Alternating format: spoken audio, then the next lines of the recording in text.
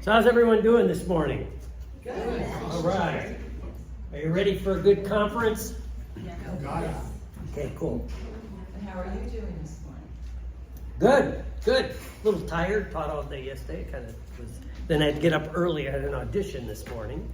So I had to film an audition and send it off. And so I'm not good at multitasking. I don't know about anybody else. In fact, we know, the research says, you really can't multitask, right? You switch. And as you get older, you get a slower switcher. You know, you can't switch as quick. You're just like, anyway, maybe it goes with the ADD.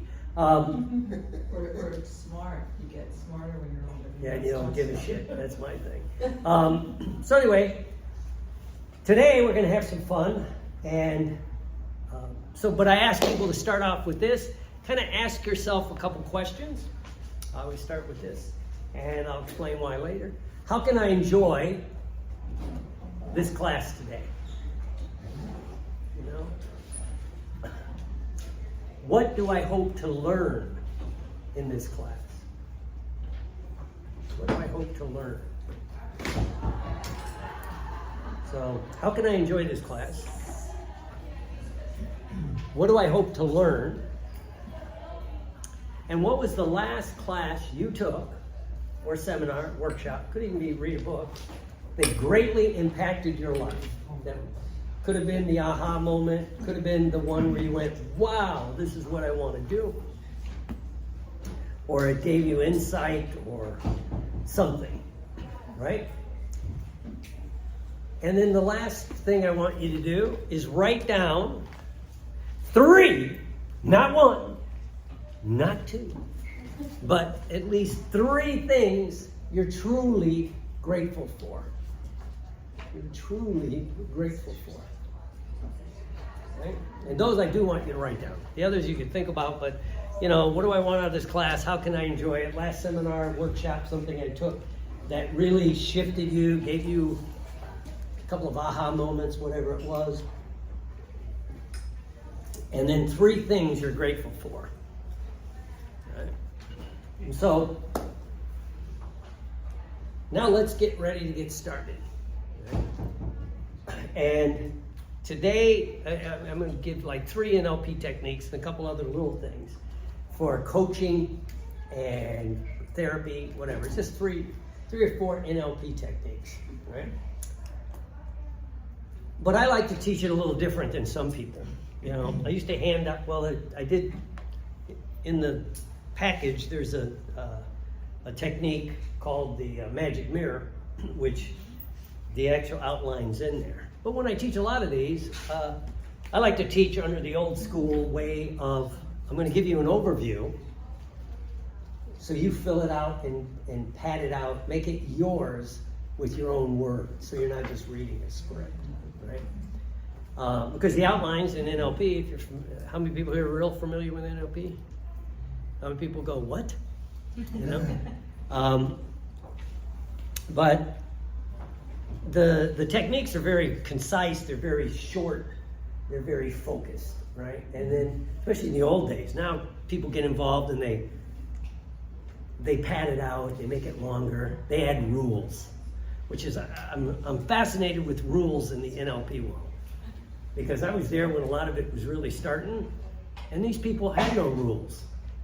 First training there were no notes. They just, Bandler, Grinder, David Gordon, a few others, they would just teach and say, well, take notes, right? And it's like, maybe it's because it was impactful to me. I'm like, I kind of like that, because then you made it all yours. And then, of course, people get involved and they make rules and regulations and, which is kind of interesting, right? So, one of the things you want to do, and to give it away, one reason I went back to and try to always remember when I'm starting a seminar or a session with people, I kind of say what I just said to you. What do I want out of this session today? What do I want out of this? You know, how can I enjoy whatever we're going to do today? The session, the workshop, whatever it is, right? Which is pre-priming your prefrontal cortex and your reticular activating system to search for things that the questions you're asking, your brain starts searching for that through time. You're kind of presetting it, right? So you say, what do you want out of this session? What do you hope to get out of it?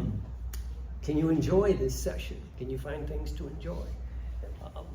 And I usually tell people just think about a few things they're grateful for, right? Which isn't a bad way to start anything. A session, a workshop, a seminar, right? And because it shifts your perspective. As people know me a little bit, I talk a lot about addictions, because this is the thing I've done the most for several decades. Right? I'm in personal recovery myself. I never hide that. In fact, I'm so dry, I'm about to spontaneously combust at any given moment. But you know, in that world, they were the ones that really brought gratitude back to the forefront. You know, that gratitude really changes your brain. Right? So as we get started, what's a couple of things you're grateful for, right? And that you can share with the group.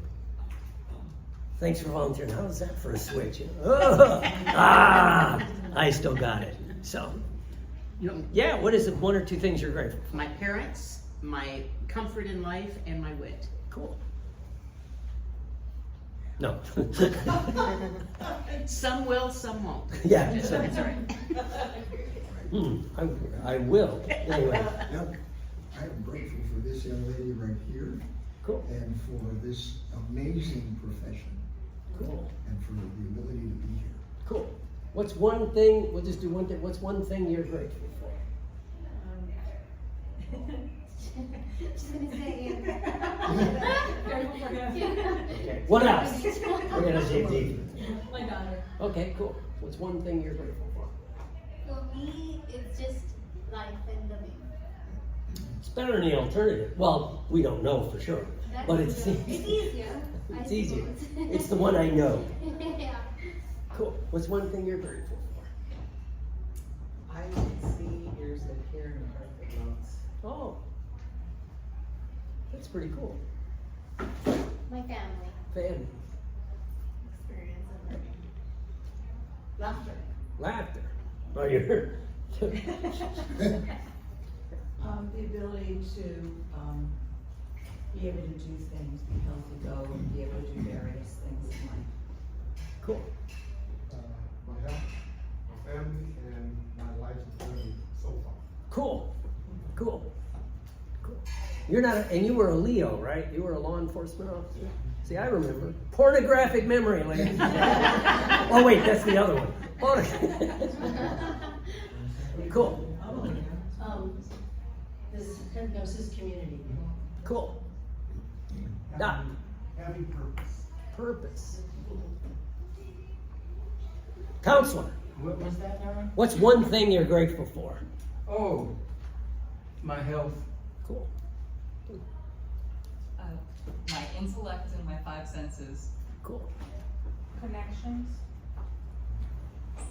My health, family, and supported by the universe. Cool. This very interesting journey of life. Cool. I'm gonna give you all three. My health, where I live in Asheville, North Carolina, and good friends. Cool. My health, grandkids, and being playful, Cool. mostly. All right. Well, lately I've been focusing on that I was blessed to begin to get the attitude of adapt, improvise, execute. In that order. Because for many years I would just do shit and then figure out what went on the back end. But it's like, you know, it's because you never know what's going to happen. Right? Came to this conference and I'm like, okay, so I'm teaching all day. It's going to be busy. I have a couple other things that I do. You know, I'm a clinical director for a thing out of California because I'm licensed there also. And so that could take some time. So I'm trying to multitask. And then during the class yesterday, you know, I checked my email on one of the breaks and I had a couple of auditions that are due today. You know, so that lets me know they're really searching. I know that in that, I'm grateful that I've been, that one of the blessings for me for COVID was it changed the acting profession in such a way, and what I mean by that, I didn't audition much before COVID because I'd either have to go to Atlanta, fly to LA, or go to New York for the walk-in and go, hi, I'm Will, and I'd like, thanks, that's enough. Right? Now you do at least the first part online. And then if you get a call back or whatever, so you're gonna videotape and send it in, and you don't end up maybe going there till either you're doing the project, or you, once I've been, they paid for it, flew me in to meet this, the other people. It wasn't a good fit, I don't know from their side, you never get to ask, but it's part of that. We're going in a different direction, and that's okay. But I mean, so I'm like, okay, I gotta adapt, improvise, because I don't have my wife here who can video it with me and give me the lines. So it was kind of fun to do what we all do, which is, how can I do this? Because it's gotta be done today if I'm gonna do it. My first response was, I ain't doing it. I'll just decline the audition, right? And one of them came from an agent. You don't want to do that too often because they won't submit you again, right? So I'm like, okay, how can we figure this out? And I go, well, I could do Zoom over here. I could film this. My wife can be on the Zoom call giving me the lines, and then I can. So anyway, it was fun. So I'm grateful for that. And also too, that I'm married to a woman that is a great adapter and improviser, right? And she always over prepares everything, which is good. But the reason I start with gratitude, and now the first little technique, it's a little bit different. It's called, so you're working with people, could be anything, it could be for yourself. Some of this I hope you're here for you, is using the gratitude thing in your brain, which has a certain pathway. I forget which one it is, but when you're in a gratitude state, your brain reacts differently than when you're not in a gratitude state, right? Who here has ever been on the pity pot? And be honest, right? I get comfortable on that pot, right? I get comfortable. My wife will walk in and give me toilet paper, and say, wipe your ass and go get back to work, right? But it's like, when you're on it, you enjoy it. And what's the worst thing that can happen when you're in the pity pot or you're depressed about something like that, things are going on, and somebody goes, well, just think about some things you're grateful for, right? And most of us can't switch that quickly between to, I'm grateful for the sunrise, that I live in Florida, which is generally a nice place, right? For some of you, it might seem a little hot. For those of us that live down here, you just get used to it. But it's a quick switch. But when you do it, it shifts a different pathway in your brain. And I think it opens up your reticular activating system, right? The things you're scouting for in the universe, because it's always operating at the. If this is your brain, I love this example. This is your brain. This would be your brain stem, and I know it's not the way you make a fist, but like this is your brain, right? This is your brain stem. This front part's your prefrontal cortex, where you think. This sets your mood, your temperament, all this other stuff, right? But then underneath it is your amygdala that is there to keep you safe, secure, fed, and procreate. That's its job, and it's always running. It's always looking for threats in the universe. If you've ever been in high threat situations and you adapt to it, it's hard to turn that off. Combat veterans, police officers, you can't switch. Your brain's always searching for threats. And so what happens when you get into a bad state, you're depressed, you're anxious, you're just pity pot. This part of your brain's online, searching for more things to be pissed off about. You ever have that experience? You're mad, and then, shit, they didn't fill the coffee pot. Whatever it is, that just normally you wouldn't freak out, but now you freak out because this part of your brain's activated, and this part, your prefrontal cortex, that can make choices, search through time, is offline. It's like when you get really angry, this part of your brain activates. Have you ever heard the expression, they flip their lids? Or I flip my lid over that, and I don't know why. Well, once it happens, it's offline. Your brain's in survival mode, right? So gratitude seems to bring that back so you can focus on it. But let's take it a step further. What if we do a technique called future gratitude? Can you feel grateful now the same way you feel grateful for your dog or your significant other, whatever, that true feeling of gratitude? Can you take that feeling and put it with something you want to happen that hasn't happened yet? Right? So I'm grateful for, I'm going to get one of these 3 parts I've auditioned for, right? And feel the gratitude like last time I got a big audition and it turned into a paid role. How I felt, right? Which if you're into energy and connection, if you're a Freudian, if you're a Jungian with collective unconscious, maybe you go in your brain and your brain goes out and helps find it, and like, I'm grateful that when the person saw that audition, they went, that's the guy. And that's, I've been around, that's how they operate. The minute they have that, they're done. They're not going to see any more auditions. All right? So, and again, I'm grateful for that, right? So what I want you to do is write down 1 or 2 things that you really want to have happen that hasn't happened yet, obviously. Right? So write those down. This is your first technique.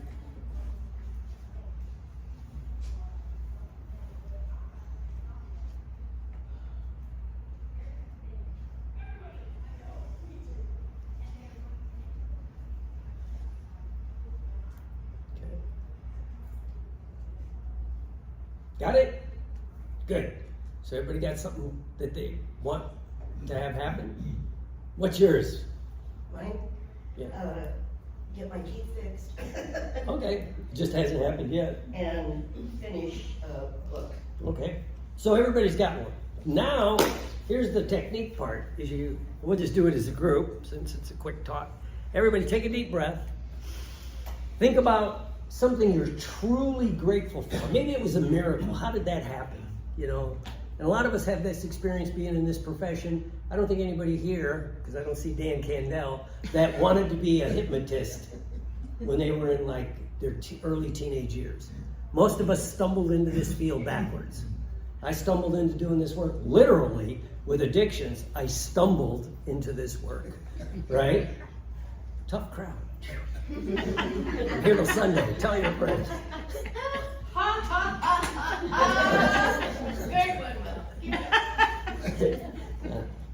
Good one, Anyway, so how did it happen? Did you have a problem yourself that you went to see somebody about? Like smoking. A lot of us, maybe you went to, or you lost weight, or you did something, right? And that a lot of us, right? That's how we got into the field, right? And just think about all the magic that had to happen for that to take place. That you turn left instead of turning right. That I went to the cast party that I wasn't going to go to, and I met my wife. Right? What are the odds? I don't know. If I could go back, I'd bribe her not to go. But yeah, so it's like you never know what's going to happen. So now what I want you to do is step into that feeling of gratitude. What is the feeling of gratitude for you? Where do you feel it? Is it in your heart? Is it in your throat? What color is gratitude? Is it moving or still? Is it warm or cold? So think about gratitude and feel the feelings, the color, the shape, the image. Okay? Got it? Now what I want you to do is close your eyes and imagine the thing you want to have happen. And then bring up the feelings, the colors, the sounds of the things that have happened that you're grateful for.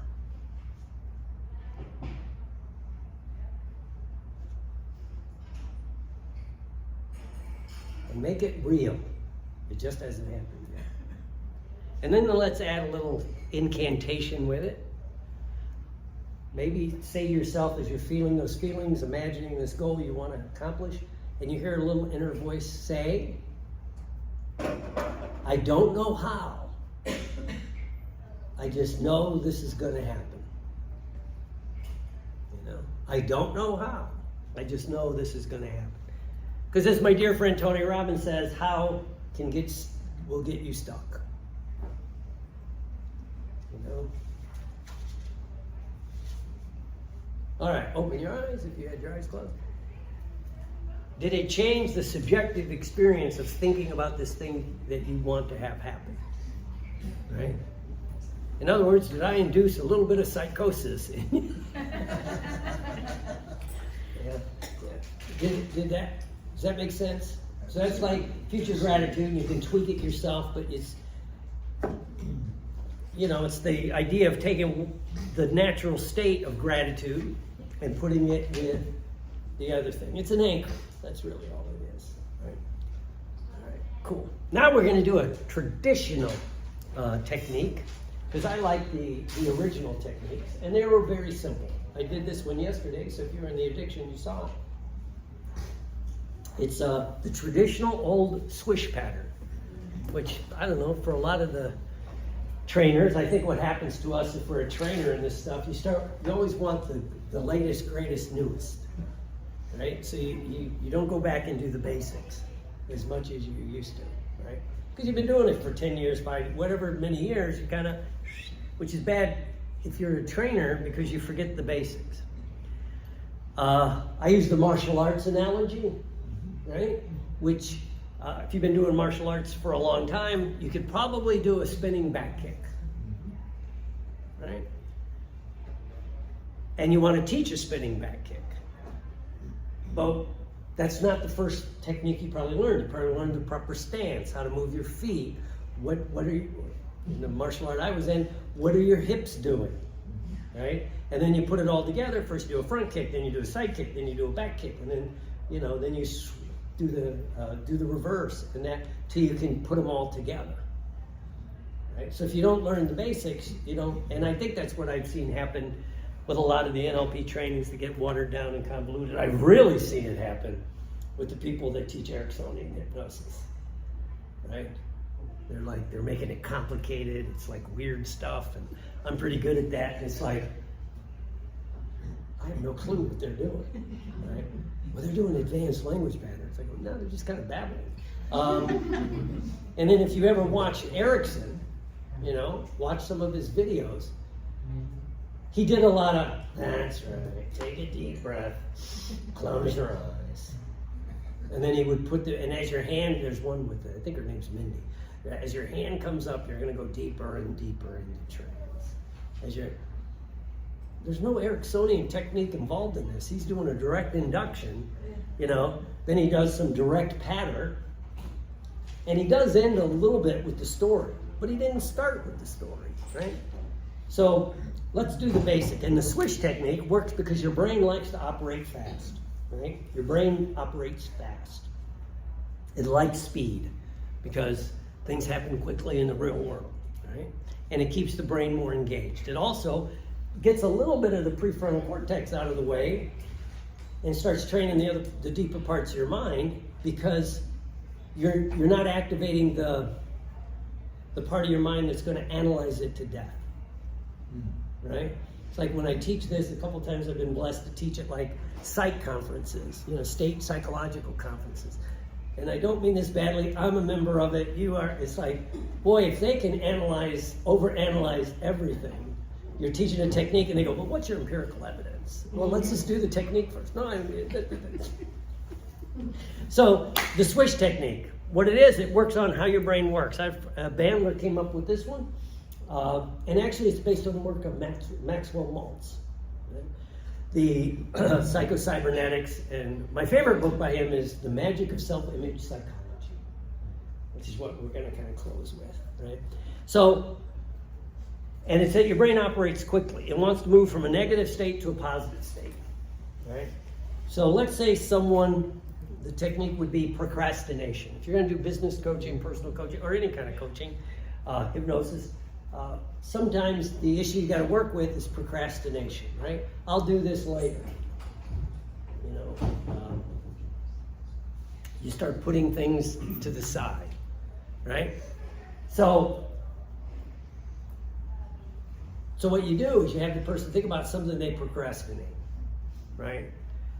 Eating healthy. Anybody ever dealt with that? Where yeah, I'm gonna eat healthy tomorrow, right? Or you can't eat healthy at a conference, or a cruise, right? One of my friends came back, I gained 20 pounds because you can't eat healthy on a cruise. I'm a caring, compassionate mental health professional. I go, the hell you can't. If you would have went to the chef, he would have made whatever you want, And, but it's a good procrastination excuse, right? In fact, one of my things I'm working on not procrastinating is eating healthy while I'm at the conference. And this morning I ate all the fruit. As much as the pastries are going, I'm delicious. It's like I'm gonna eat the fruit. Now I say that with the caveat. Last night I had a deep dish pizza. In Orlando? Yeah, Pizza Uno's. Yeah, I was jonesing first. Yeah, but anyway, so you could do it. So you got this procrastination, right? And so let's do the technique, right? So let's say, anybody here want to eat healthier? Cool. Want to eat healthier? Good. Thanks for volunteering, because you're close up, right? So what I want you to do, right, is picture what's the food that sabotages your, yes, I'm going to eat healthy. What is it? Sweet snack? Pizza. So deep dish, regular, both? Thin crust, but Yeah. Chicago pizza. Close your eyes, see a pizza in front of you. All right? And then when you see that pizza, does it kind of shut off the little voice that says I should eat healthy, do something healthy for myself, right? Because then you get the physiological drive to eat that pizza. And that's fine, right? Good. Now open your eyes. So we have that, it'll be your cue picture, will be the pizza. What do you like on the pizza? Pepperoni. Pepperoni? Anything else or just the pepper? Pepperoni. Onions would be okay. Onions? Extra cheese? Mm. Oh, communist. So you got that. So again, that's the cue picture. Close your eyes, see that pizza with pepperoni just from wherever you really like it, Nice. Okay, yeah. The crust that you like, everything. So it's like, okay, I'll start the diet tomorrow. I'll start the healthy tomorrow. Great. Now open your eyes. Now close your eyes. Now get a picture of the ideal care. The Karen you want to be. Not the one that just wouldn't eat pizza very often, but the you that just, it's no issue. It's no longer in their realm of experience. Got it? Looking the way you want. It's got to be the ideal self. I mean, you like, yeah, you're given a keynote for a corporation, and you got the outfit on that you're rocking it, and you're healthy, you feel vibrant. Now, let me ask you, as you think about this ideal self, would that Karen eat pizza very often? It wouldn't be could easily say, no, that's not who I am anymore. To get to be that person, you got to kind of leave other stuff behind. Great. Now here's what we're going to do. Open your eyes. Close your eyes. Since we have a mature crowd, I'll do what I did yesterday. Bring up that image of the pizza.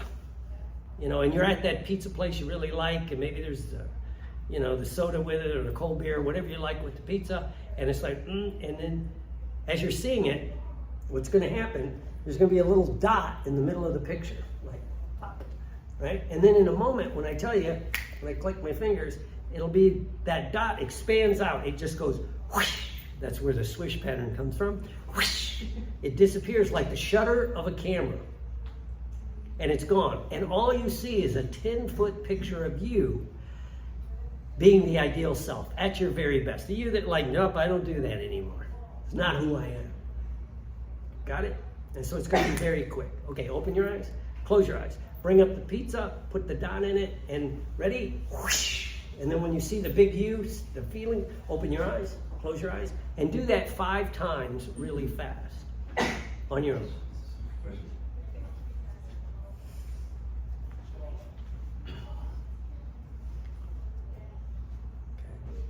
As you're doing that, does it seem like the image of the pizza becomes harder to bring up? You want to be the ideal self. Your brain wants to go to the you want to be, right? And that's, okay, great. Open your eyes. That's $20. But so what I want you to do is realize that your brain moves toward a goal. You know, that's why you can't just say, that's me that doesn't eat pizza, right? This is a technique, I learned it for fingernail biting, right? And the person stressed, it was Bandler in fact, right? He says, don't think about like, okay, I see myself with fingernails. Oh no, he said, no. It's gotta be way beyond, the you that just doesn't bite their fingernails, it's way beyond it. You that doesn't smoke, right? People that work with smokers, the you that like, could be around it, doesn't, or quit drinking, it doesn't, you don't avoid alcohol, you just don't, all that. So you're not there. So as that picture disappears, whoosh, and you see the ideal self, you're moving toward it, right? And if you email me, how's that for a slam to try to get your email address? Which I'll give you the email at the end, or Bob will give it to you, right? I'll send you it's called the computer swish.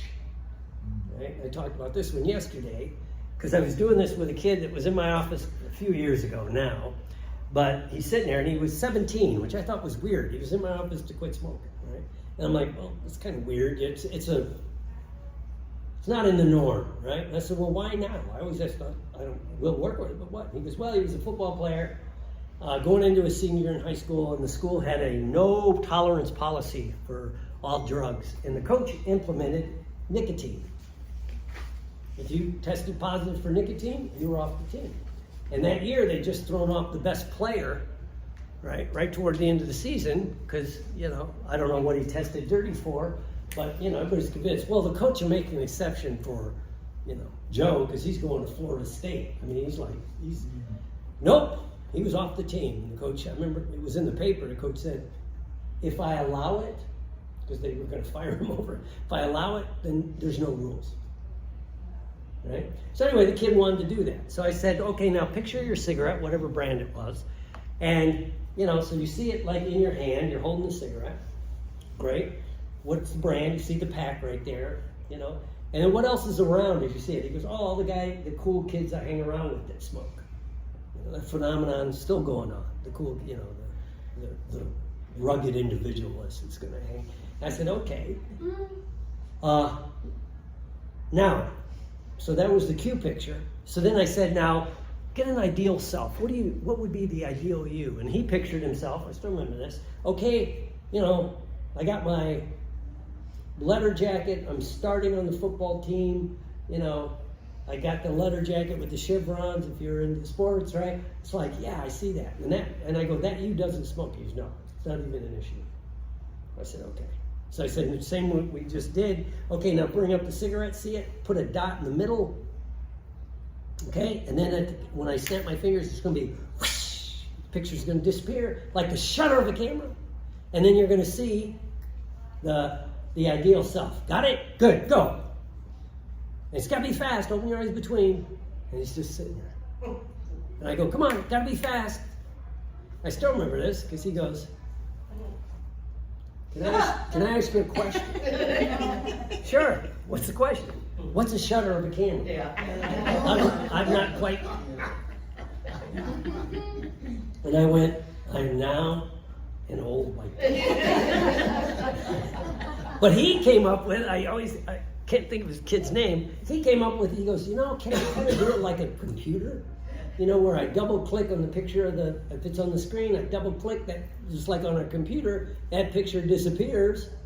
And then I see the ideal self, and then open your eyes, close your eyes, reset.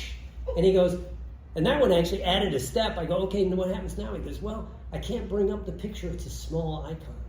Oh, wow. I go, can you put it in the trash? You know? Or delete the file, whatever computer you're using, right? Apple, you would put it in the trash, and regular computer, you just delete the file. Okay, I could do that. And he, you know, and it seemed to work. Does that make sense to everybody? Okay. So that's the computer swish. That's great, and it's fast. It's one you can do quickly. And you can take it in whatever direction you want. All right? And now we're gonna, the third technique, so we have the future gratitude, stepping into the feeling of future gratitude. You have the swish pattern, and I'll send the computer switch. Now we're gonna do, it's called the magic mirror, all right? And I use it a lot because it has to do with your self-image and your personality, right? And it works on the idea of, again, your brain's gonna, it's kind of a swish pattern, your brain operates differently, but it builds in the ability to reframe your past on the fly, right? To reframe it on the fly. And so all the technique is, and I'll just do the whole group, is think about, again, something, that thing you want to accomplish, that you're gonna step into the feeling of gratitude. And now what I want you to do is close your eyes. And imagine you're looking in a mirror, but let's say like at a clothing store, you know, where it's got the two mirrors on the side so you see it from all angles. And so as you're looking in the mirror, as you are today, right? And you see it and you're like, okay. But when you're looking in the mirror, you can see behind you. Can you not? Right? You see the people behind you. But what if this is a magic mirror? So you're entering into like the Harry Potter Ministry of Magic, where you go in and you're going to try on new things. And when you look in the mirror, all you see behind you is your past. Because who you are today is nothing but a snapshot in time that will change. Within, I think it is, 120 days, every cell in your body will be different than it is today. Right? So you're not going to be the you were 120 days ago. It's constantly changing. So why bring some of the negatives and all this other stuff, right? And it's a snapshot in time. And it's malleable. So as you're looking in the mirror and you see yourself as you are today, you can look behind you and see all the things that happened up to this point. Again, and some of it seems magical. You can look way into your past and think about, how did you become a hypnotist? All the things that had to happen that were beyond your conscious control. You met the right person, you went to a seminar, whatever it was, right? And so you see that. And maybe some challenges you've had in the past that now you see differently when you think about it, right? Life is lived forward, but we analyze it and study it backwards. So maybe you see like, okay, you know, I didn't become a pilot in the military, but if I would have probably stayed in for 20 or 25 years, which I never would have done all the other things I did. So, you know, I see it differently now. And so you see all the things, maybe there's some things in your past you need to see differently, some traumas, some blocks that you may have had, conscious and subconscious. Images, feel those feelings, and know that it's a change in time. And know that you're going to change in the future, because you're not going to be who you were tomorrow. When you get up tomorrow to get ready to come to the conference and you look in the mirror, you're going to look different a little bit, maybe tired, maybe energized, right? Whatever it is. So it's going to keep changing. But now we're in this magical place, the Ministry of Magic, right? And you look in the mirror and you see yourself as you are today. You see the past, which is constantly being reorganized, right? And what's going to happen, in whatever way works for you, you can either break the mirror and see what's behind it. Or, I like to say, what if you step through the mirror and it's like that mirror, that portal that you see in television shows, where you're stepping into the future you. And when you step into it, whoosh, you see everything's changed. And you see the you are now in the mirror behind you. Because it's no longer there. Right? And now you can step through the mirror again to that ideal self that accomplished the goal you want to accomplish. It's just like magic. And again, you don't know how it happened. You may not ever know all the things that happened, that someone mentioned your name to someone, it's how you do this. I mean, that's life. It's why, you know, why we are what we are. Right? And know that every time you look at that, you're constantly reinventing yourself, creating a new identity. Who would you be if you didn't have to be who you were? As Milton Erickson would ask people, who would you really be if you didn't feel like you had to be who you are? Would you be the confident, motivated hypnotist that makes 6 figures? Right? And maybe it'll reveal some of the hidden blocks that's holding you back, that your subconscious mind is protecting you from. Cool. Now, open your eyes and relax. Good. Does that make sense? So I had 3 techniques: the gratitude, future gratitude, and pre-questions, which set everything up, the gratitude technique, the traditional swish, and then the magic mirror. All right? Because you never, if you do this in real time with people, you never know what they'll do, what they'll bring up. So working with someone, hypnotist, who wanted to make more money. I'm like, great, I can relate to that. What's going on? We're talking, you know. She goes, you know, I go to these seminars, I hang around with the people that really teach, you know, like the internet marketing side and doing all this. And the old, a little bit of, I thought I was going to do procrastination. It was a lady. She goes, I know what I need to do, but I just can't do it. I'm like, okay, there's a lot of things. I don't know. Nothing seemed to work, to be honest with you. I was like shooting blanks everywhere I went. It's like nothing seemed to work. And so then we did this magic mirror, and she stepped into it. And to make a long story longer, probably, she goes, you know what it is? I go, what? And she goes, you know, I go to a lot of these seminars with guys that are really good on internet marketing. Dan Candell, Jason Linett, all this others. And I go, yes. And she goes, but I also hear them say they don't really have time to work with people much one-on-one. They're running a team. Right? You're going to have a 7-figure practice, which a couple of them have. They're running a team. You know, and even at $1,000 a session, that would be 1,000 sessions. Right? Does that make sense to her? She goes, I want to work one-on-one. Right? And so that was the block that I'm like, okay. And so she actually ran into Dan Candell. He goes, that's why I'm pulling back and I'm doing more of personal coaching. I'm doing this. He didn't want to run a team anymore. Right? And a lot of people get really good at it. I'll close with, that's great, but if you've been doing, she was pretty new in the hypnosis world. She wanted to work more one-on-one. You know, as you get a little bit more crusty, the decades start going by. It's like I still like working with people, but it's okay if I develop a team and we're doing different things. That makes sense to everybody. And she's doing better now. And she found what it was. She was thinking she had to make high 6 figures to be successful. And last time I talked to her, it was a good story. She goes, you know, I'm covering my bills. I have some spending money. I can take vacations. You know, I don't have to manage a team. And she'd been a principal at a school, and she knew what it was like trying to manage people. So anyway, those are the 3 techniques with a bonus. My email is drwillhorton@gmail.com.